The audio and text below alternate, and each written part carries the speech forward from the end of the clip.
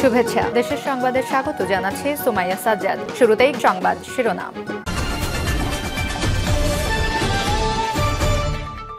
হাসিনা সহ ভারতে বসে যারা ষড়যন্ত্র করছে তারা সফল হবে না বলছেন হাসানাত আব্দুল্লাহ।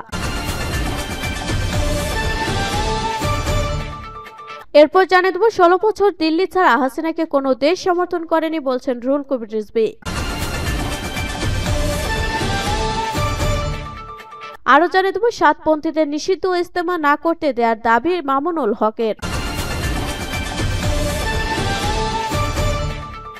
এদিকে 26% রেমিটেন্স বৃদ্ধি পেয়েছে বলছেন আসিফ নজরুল।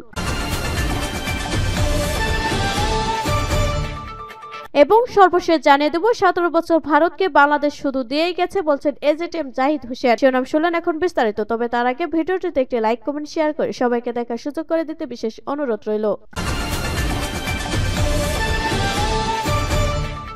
হাসিনা সহ ভারতের বসে যারা ষড়যন্ত্র করছে তারা সফল হবে না বলছেন হাসানাত আব্দুল্লাহ। বৈষম্য বিরোধী আন্দোলনের আহ্বায়ক হাসানাত আব্দুল্লাহ বলেছেন, ভারতে বসে যারা ষড়যন্ত্র করছে তারা সফল হবে না। শেখ হাসিনাও তার দোসরদের স্বপ্ন বাংলাদেশের মানুষ পূরণ হতে দেবে না। তিনি বলেন, ফ্যাসিস্ট ষড়যন্ত্রকারীরা ছাত্র জনতার তীব্র গণ আন্দোলনের মুখে পালিয়ে গেছে, অথচ তারা আমাদের বলছে আমরা পালানোর পথ পাবো না। বিষয়টি হাস্যকর। রাজধানী জাতীয় প্রেস ক্লাব মিলনায়তনে বুধবার কাউন্সিলর সমাবেশে হাসানাত আব্দুল্লাহ এসব কথা বলেন। ছাত্র গণহত্যা ও ফ্যাসিবাদ বিরোধী সিটি কর্পোরেশন ও পৌর কাউন্সিলরদের জনস্বার্থে পুনর্বহালের দাবি ও বর্তমান সরকারকে সহযোগিতার লক্ষ্যে এই কাউন্সিলর সমাবেশ অনুষ্ঠিত হয়। নির্বাচিত জনপ্রতিনিধিদের এই সমাবেশ হাসানাত আব্দুল্লাহ বলেন, আওয়ামী লীগের দোসর জনপ্রতিনিধিরা ইতিমধ্যে শেখ হাসিনার সঙ্গে পালিয়ে গেছেন অথবা পালানোর পথ খুঁজছেন। সমাবেশে ব্যারিস্টার আসাদুজ্জামান ফুয়াদ বলেন, ইউনিয়ন পরিষদের চেয়ারম্যান মেম্বারদের বহাল রেখে সিটি ও পৌর কাউন্সিলরদের বাতিল করা গ্রহণযোগ্য নয়। অথচ আওয়ামী লীগের সবচেয়ে বেশি সুবিধাভোগী ইউনিয়ন পরিষদের চেয়ারম্যান মেম্বার ও আমলারা এখনো বহাল তবিয়তে। তিনি বলেন যে আমলারা আওয়ামী লীগের দালালি করেছেন তাদেরকে সিটি কর্পোরেশন ও পৌরসভার দায়িত্ব দেয়া গ্রহণযোগ্য হতে পারে না। তিনি বলেন, কমিটি গঠন করে যারা আওয়ামী লীগ, জাতীয় পার্টি ও 14 দলীয় জোটের বেনিফিশিয়ারি কাউন্সিলর ও জনপ্রতিনিধিদের আছেন তাদের নিশ্চিত করতে হবে, তাদের তালিকা করতে হবে। যারা ফ্যাসিবাদ বিরোধী আন্দোলনে ভূমিকা রেখেছেন যেসব জনপ্রতিনিধিদের বহাল রাখতে হবে। সভাপতির বক্তব্যে অ্যাসোসিয়েশনের সভাপতি নজরুল ইসলাম খান বলেন, আমরা জনগণের হাজার হাজার ভোটে নির্বাচিত হয়েছে। স্বৈরাচারের বিরুদ্ধে 1.5 দশক ধরে আন্দোলন করে জেল জুলুমের শিকার হয়েছে। জনগণের পাশে থেকে সারা জীবন রাজনীতি করেছি। জুলাই আগস্টে ফ্যাসিস্ট সরকার রক্ষুচক্ষু উপেক্ষা করে রাজপথে থেকেছি। রাজপথে থেকে ছাত্র জনতার কাঁধে কাঁধ মিলিয়ে 24 গণ অভ্যুত্থানের ভূমিকা রেখেছি। যারা ফ্যাসিবাদের সমর্থক, যারা আওয়ামী লীগের সুবিধাভোগী, তাদের পদচ্যুত করার পক্ষে আমরা। কিন্তু আমরা যারা ফ্যাসিবাদ ও গণহত্যার বিপক্ষে রাজপথে সোচ্চার ছিলাম তাদেরকে অনতিবিলম্বে সিটি কর্পোরেশন ও পৌরসভা পুনর্বহাল করা হোক। সারা দেশে সিটি কর্পোরেশন ও পৌরসভাগুলোতে ফ্যাসিবাদের সমর্থক আমলাদের দায়িত্ব দেওয়া হয়েছে। তাদের কাছে সিটি কর্পোরেশন ও পৌরসভা নিরাপদ নয়। জনভোগান্তি সৃষ্টি হয়েছে। সাধারণ মানুষ সেবা না পেয়ে বিক্ষুব্ধ হয়ে উঠেছে। বিষয়টি অনুধাবন করে সরকার সহ সংশ্লিষ্টদের অনুরোধ করব এই বিষয়ে দ্রুত পদক্ষেপ গ্রহণ করতে।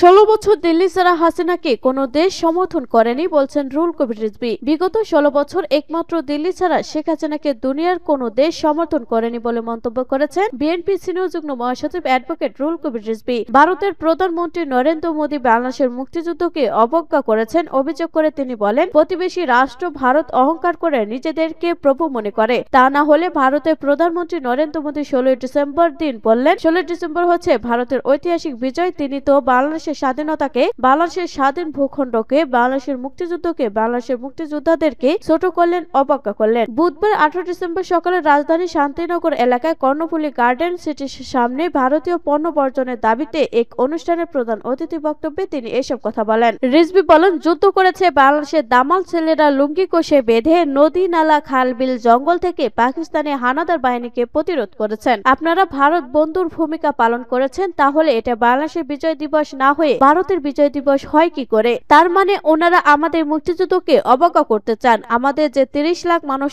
অকাতরে জীবন দিল সেটিকে তারা তুচ্ছ তাচ্ছিল্য করতে চান। আমেরিকা যখন যুদ্ধ করেছিল ব্রিটিশদের বিরুদ্ধে, তখন ফ্রান্স আমেরিকাকে সাহায্য করেছিল সেই 1776 সাল থেকে 1781 সাল তাদের বিজয় না হওয়া পর্যন্ত। কই ফ্রান্স তো বলে না এটা তাদের বিজয় দিবস, আমেরিকানরা পালন করে তাদের বিজয় দিবস, তাদের স্বাধীনতা দিবস। বিএনপির এই মুখপাত্র বলেন, গোটা বিশ্ববাসী জানে বাংলাদেশের দামাল ছেলেরা তাদের জীবন বাজি রেখে যুদ্ধ করেছে। 30 লাখ মানুষ জীবন দিল, ওই জীবনে কি কোনো মূল্য নেই? মোদিবাবু, আপনি বলছেন এটা আপনাদের বিজয় দিবস, এটা ভারতের বিজয় দিবস। আমাদের মুক্তিযুদ্ধের সর্বাধিক কর্নেল এম.এ.জে. ওসমানী সাহেব একটি কথা বলেছিলেন, ভারত যদি আমাদের সহযোগিতা নাও করত তারপরও বাংলাদেশ স্বাধীন হতো, কারণ একজন তেজস্বী অদম্য সাহসী যখন রাজনৈতিক সিদ্ধান্ত কোনো রাজনীতিবিদ নিতে পারেননি, সে সময় কালুরঘাট বেতার কেন্দ্র থেকে একজন তরুণ মেজর বাংলাদেশের স্বাধীনতা যুদ্ধের ঘোষণা দিয়ে যে তরুণ্য তৈরি করেছিলেন, সেই তরঙ্গের অন্যান্য সেনা অফিসাররা বাংলাদেশের মানুষরা উদ্বুদ্ধ হন এবং তারা মুক্তিযুদ্ধে ঝাঁপিয়ে পড়েন। আজকে ক্যাপ্টেন মহিউদ্দিন জাহাঙ্গীর, মতিউর রহমান, হামিদুর রহমান, এই যে বীরশ্রেষ্ঠ,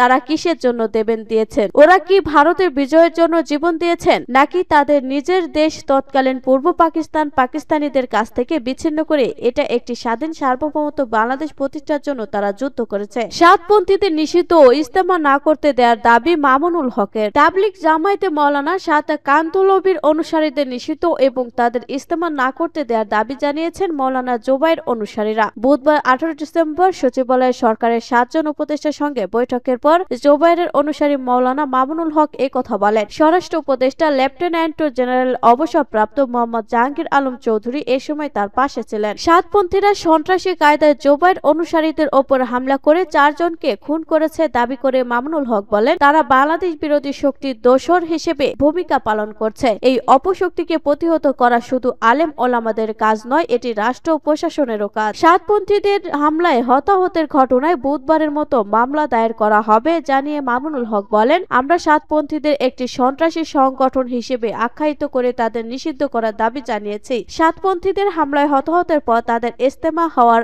আর কোনো অবকাশ নেই বলেও মন্তব্য করেন মামুনুল হক। এরপর সরকার সাতপন্থীদের ইস্তেমা করার অনুমতি দিলে তাদের অবস্থান কি হবে জানতে চাইলে তিনি বলেন, আশা করছি সরকার সেই ভুল করবেন না। 26% রেমিটেন্স বৃদ্ধি পেয়েছে বলছেন আসিফ নজরুল। বর্তমান সরকার দায়িত্ব নেয়ার পরে আগের বছরে এই সময়ের তুলনায় 26% রেমিটেন্স বৃদ্ধি পেয়েছে বলে জানিয়েছেন প্রবাসী ও বৈদেশিক কর্মসংস্থান এবং আইন উপদেষ্টা ডক্টর আসিফ নজরুল। একই সঙ্গে প্রবাসীদের ভোটাধিকার দেওয়ার জন্য মন্ত্রণালয়ের পক্ষ থেকে সব রকমের সহযোগী করা হবে বলেও জানান তিনি। প্রবাসী ও বৈদেশিক কর্মসংস্থান মন্ত্রণালয়ের সচিব রুহুল আমিনের সভাপতিত্বে অনুষ্ঠানে বিশেষ অতিথি ছিলেন যুব ক্রীড়া মন্ত্রণালয় এবং স্থানীয় সরকার, পল্লী উন্নয়ন ও সমবায় উপদেষ্টা আসিফ মাহমুদ সচিব ভুইয়া। প্রবাসী ও বৈদেশিক কর্মসংস্থান এবং আইন উপদেষ্টা ডক্টর আসিফ নজরুল বলেন, আপনারা জানেন বাংলাদেশে প্রায় 1.5 কোটি মানুষ বিভিন্ন দেশে বিভিন্ন পেশায় নিয়োজিত আছেন। আমাদের এই সরকার দায়িত্ব নেয়ার পরে আগের বছরের এই সময়ের তুলনায় 26% রেমিটেন্স বৃদ্ধি পেয়েছে। তিনি বলেন, আমাদের প্রবাসীরা অনেক কষ্ট করে দেশে টাকা পাঠান, কিন্তু খুব দুঃখের সাথে দেখি তাদের টাকা লুটপাট করে বাইরে নিয়ে যাচ্ছে। এটা দেখলে খুব কষ্ট হয়। প্রবাসীরা সবচেয়ে বেশি পছন্দ করে ইসলামী ব্যাংকগুলোতে টাকা পাঠাতে, অথচ ফ্যাসিস্ট সরকার টাকা লুট করার জন্য বেছে নিয়েছে সেই ইসলামী ব্যাংকগুলোকে। 17 বছর ভারতকে বাংলাদেশ শুধু দিয়েই গেছে বলছেন ডাক্তার জাহিদ। পতিত